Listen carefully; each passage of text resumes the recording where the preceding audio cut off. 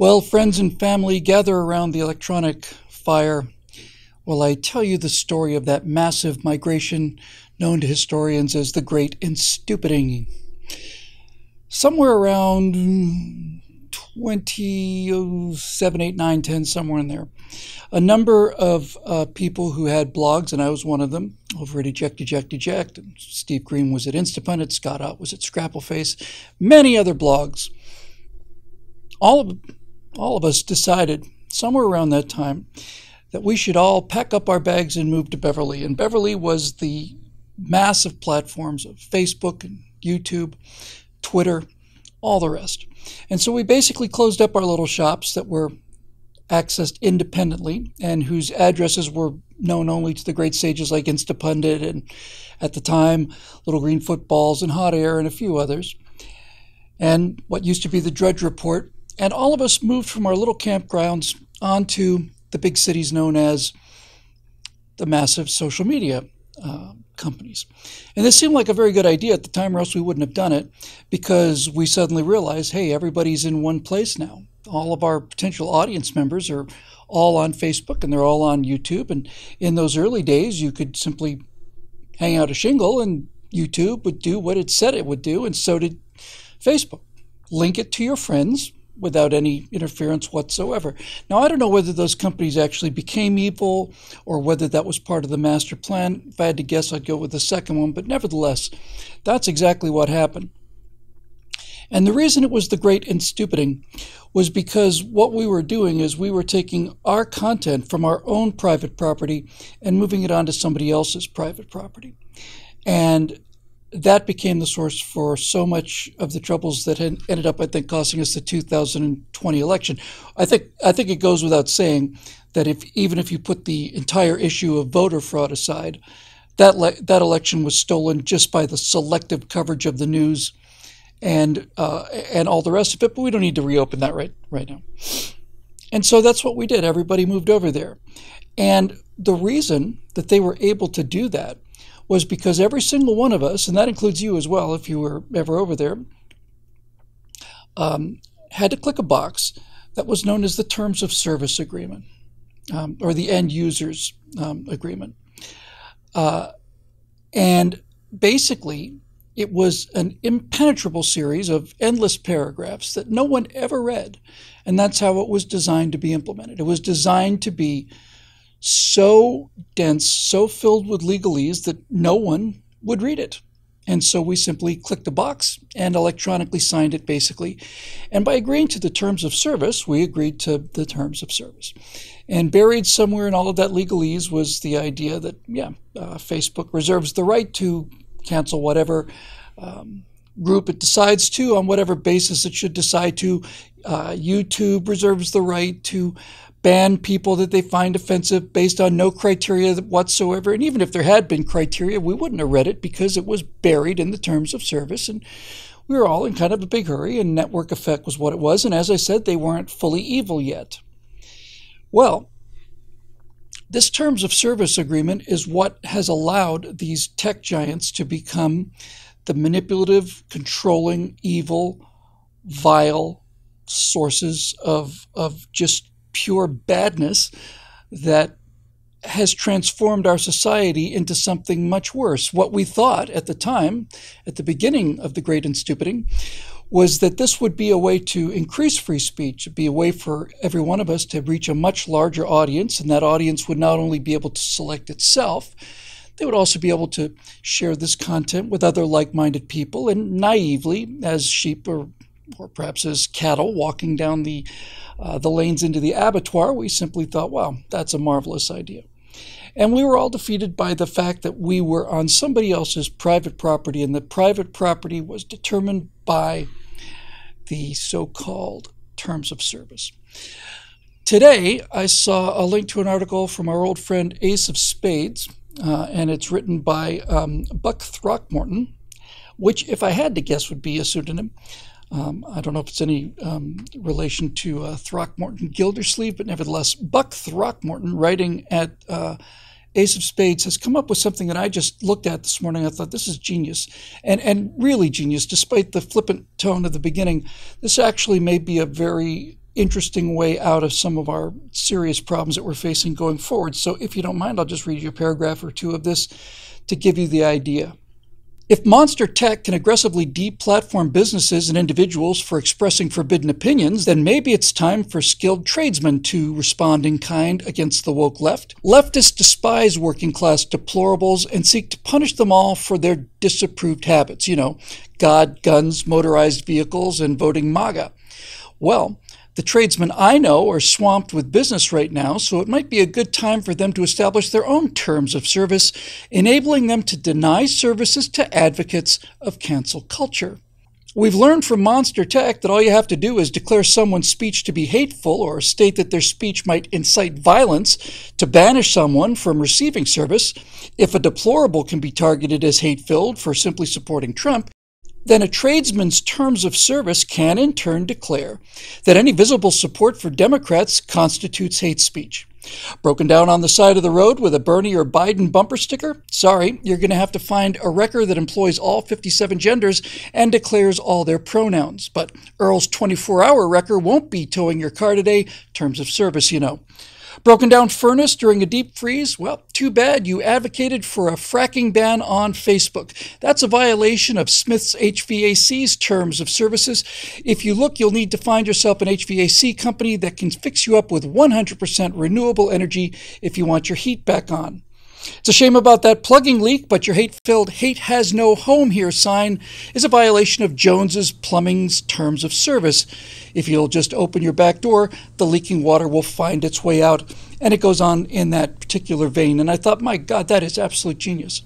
And it's not just genius from the kind of petty sort of revenge sort of attitude, which I am 100% in favor of, don't get me wrong.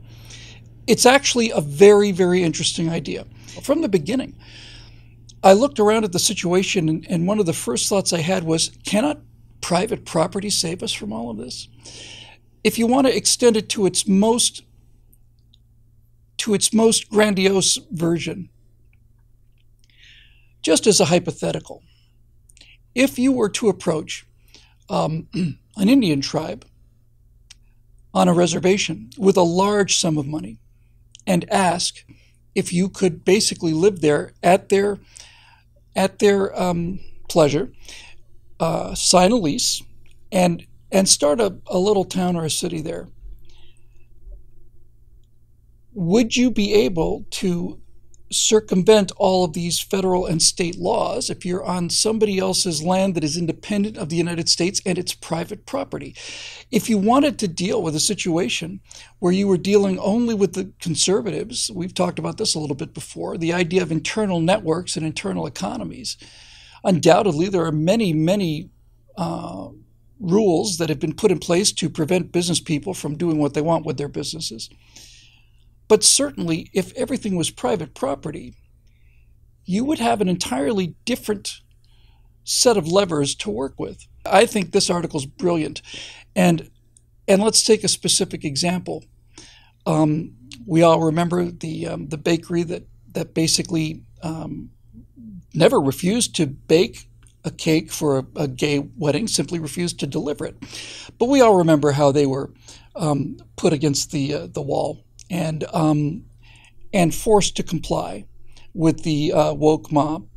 You have to bake the cake. It's the law. If you don't bake the cake for this gay couple, which again they were willing to do, but which they had every right not to do, then we'll cart you off to jail and we'll ruin your business and so on.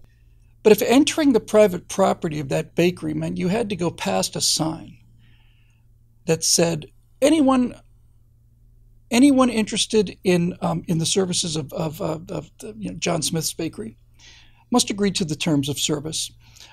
Here's a pamphlet, which is 40 pages of legalese. Please check the box to indicate that you agree to our terms of service. You had to hand that in when you came in the store. Then, if you decided you wanted to do something that was against your moral principles, and somebody decided to have a cow about it, you could simply say, well, I'm sorry you feel that way, but you did agree to our terms of service.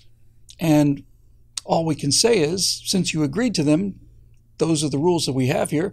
You're more than welcome to go to another bakery. But that's basically our policy as outlined in our terms of service. Now I'm starting to get very, very serious about this idea, very serious. The reason I think this is an interesting idea is not so much the protections that it would provide you by putting the same shield over your own business that these tech companies have over their businesses.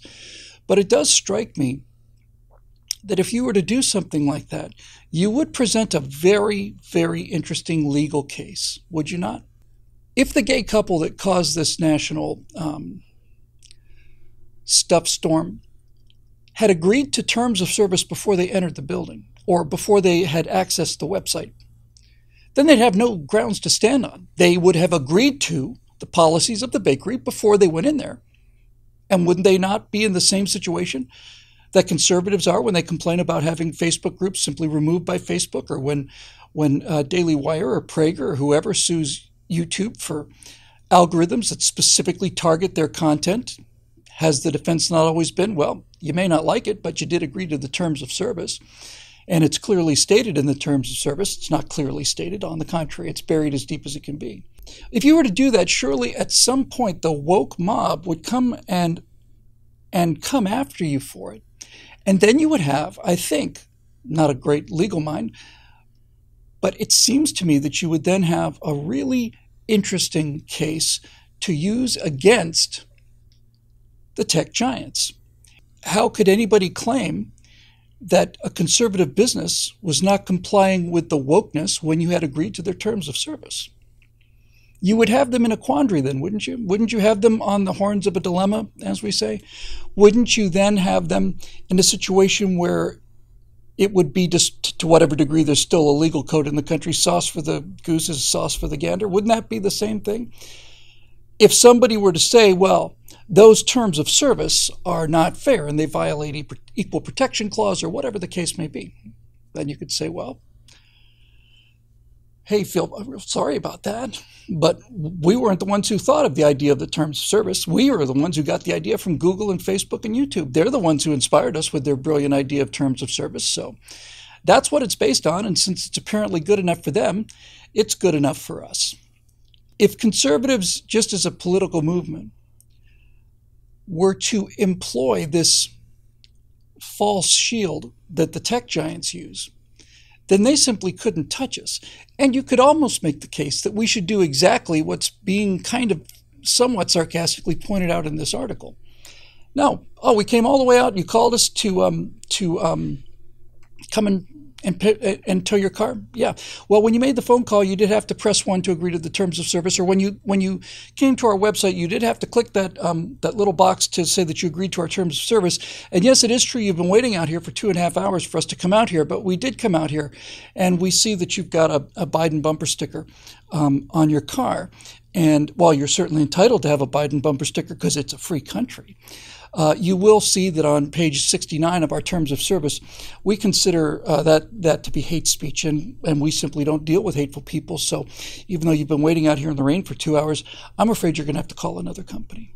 And as he points out, find a towing company or a repair shop or a plumber who employs 57 different genders and asks for your pronouns before he answers the phone. This is the kind of guerrilla thinking.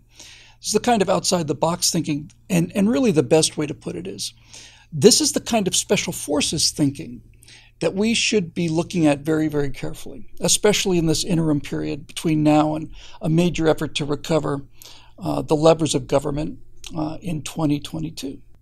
There's something of real importance here, and I think it would do us all very well to kick it around in the forums at BillWhittle.com and see what could actually come of it. That'll do it for this edition today on Moving Back to America. It's made possible by the members at BillWhittle.com, some of whom are very new, some of whom have been with us the whole time, and all of whom are contributing concrete ideas to ways to really fundamentally fix the country and do it in ways that no one else seems to be talking about. I never, ever cease to be amazed at the quality of the ideas that are coming from members at the BillWhittle.com forum. So if you're one of those people, I'll be looking at some of the replies to this when they come out. And if you're not, if you'd like to join us, we'd love to have you over at BillWhittle.com. We'll see you tomorrow right here on Moving Back to America.